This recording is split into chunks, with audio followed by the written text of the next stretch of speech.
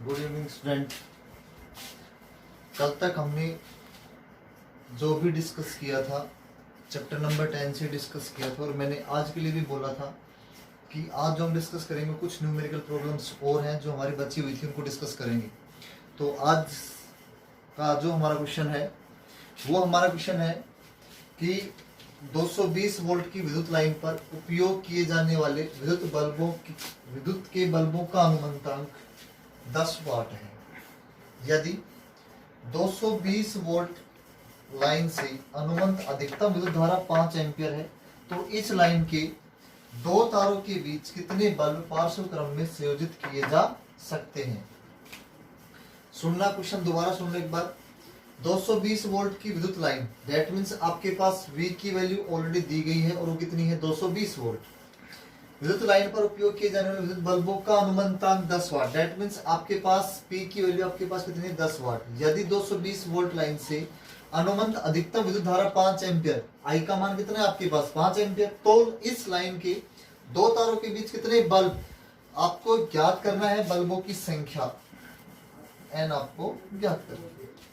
ठीक है, अब जो क्वेश्चन में दिया गया है वो सब हमने डिनोट कर लिया। V की वैल्यू 220, I की वैल्यू 5 एम्पियर, P की वैल्यू 10 वाट और N बल्बों की संख्या में निकालनी है। हम सबसे पहले ये मानते हैं कि प्रत्येक जो बल्ब है उसका प्रतिरोध हम मानते हैं हमारे पास है R। ठीक है, अब हमें ये पता है, हमने जो फॉर्मूला आपको पढ़ाया था P = V²/R, यहां से अगर मैं R की वैल्यू फाइंड आउट करूंगा तो R की वैल्यू हमारे पास आ जाएगी V²/P। V की वैल्यू आपके पास 220 दी गई है, P की वैल्यू आपके पास 10 वाट दी गई है। जो आप इस फॉर्मूले में रखोगे R = V²/P 220/10, आपके पास आंसर आएगा 4840 ओम। ये आपके पास आया R की वैल्यू। प्रत्येक बल्ब में उपस्थित प्रतिरोध का मान है आपके पास 4840 ओम। ऐसे बहुत सारे बल्ब जुड़े हुए हैं, पार्श्व क्रम में संयोजित है, मतलब समांतर क्रम में संयोजित है।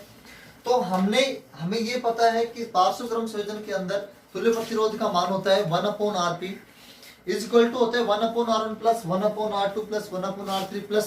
Plus 1/Rn। ये हमारा फॉर्मूला होता है।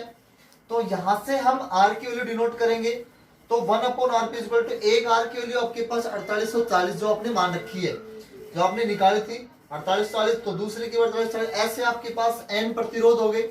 तो N प्रतिरोधों के लिए वैल्यू होगी 1/Rp इक्वल टू N/4840। इनको जब आप क्रॉस मल्टीप्लाई करोगे तो Rp × N और इज इक्वल टू 4840। तो 4840 N, अगर आपको Rp की वैल्यू निकालनी है तो आप क्या करोगे 4840/N।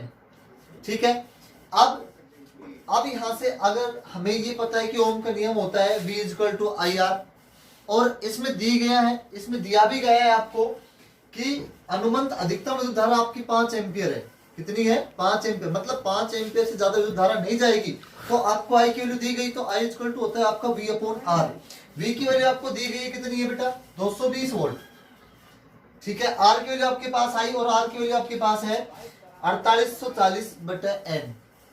ठीक है, तो 5 से ज्यादा नहीं होनी चाहिए, तो 5,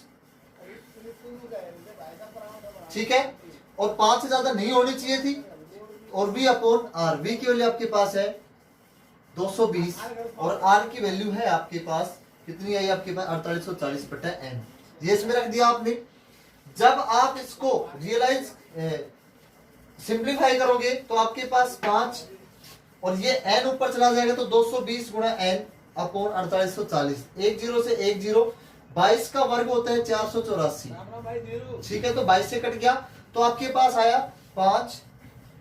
ये इस साइन का मतलब आप समझ लो, इस साइन का मतलब है जैसे आप किसी भी व्यक्ति को, कोई कमजोर व्यक्ति तो आप उसे ऐसे कोनी मारते हो, दैट मींस ये जो निशान है, ये जो बन रहा है, ये इसका मतलब है आपका ये है कि ये जो सिरा है ये होता है बड़े की तरफ और ये होता है छोटे की तरफ। तो बड़ा कौन हो गया ये और छोटा कौन हो गया ये।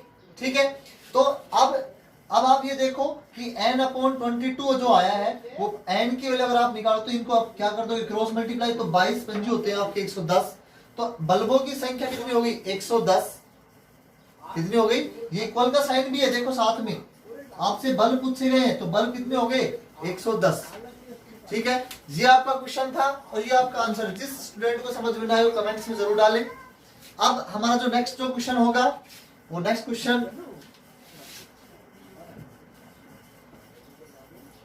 स्टूडेंट, ये हमारा सेकंड क्वेश्चन है और सेकंड क्वेश्चन हमारा ये है, उसी से संबंधित जो हमने लास्ट जो क्वेश्चन समझाया था उसी से संबंधित क्वेश्चन है।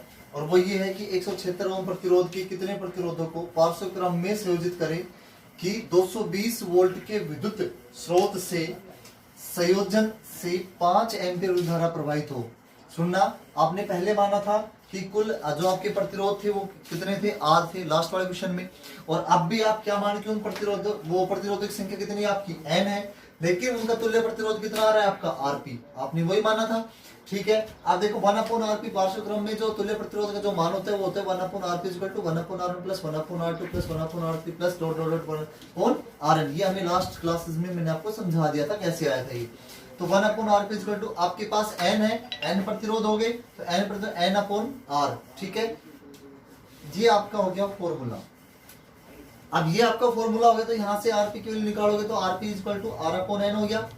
अब ओम के नियम से ये आपका है ओम्स लॉ, है ना। ओम्स लॉ के अकॉर्डिंग आपको ये पता है कि I = V/R होता है। R की वैल्यू आपके पास क्या आई है? R की वैल्यू आपके पास जो RP की वैल्यू V/RP, RP की वैल्यू आपके पास आई है R/N। ठीक है, तो ये जो n है ऊपर जाएगा तो I = V × N/R, तो n = हो गया IR/V।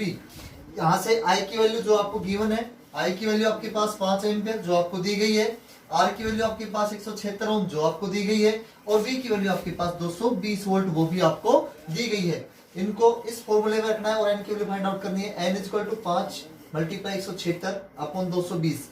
इनको मल्टीप्लाई करके आपका आंसर आता है 880/220 की कट जाएगा, आपके पास आंसर आएगा 4। तो बल्बों की संख्या कितनी हो गई? सॉरी, प्रतिरोधों की संख्या कितनी हो गई आपके पास? 4। ठीक है, ये हमारे क्वेश्चन थे आज के 2। जिस भी स्टूडेंट को समझ में ना आए वो कृपया करके कमेंट में जरूर डालें। ठीक है, और आज तक हमने जो चैप्टर 10 में पढ़ाया और जो न्यूमेरिकल हमने कराई, ये चैप्टर नंबर 10 RBSC का राजस्थान बोर्ड 10th क्लास का चैप्टर नंबर 10 कंप्लीट होता है।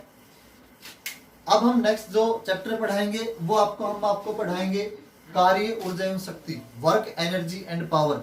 ये चैप्टर नंबर 11 है आपका जो इसी से संबंधित है। ठीक है, उसका डिस्कस हम कल करते हैं। आज के लिए हमारी वीडियो में इतना ही है। Okay, thank you.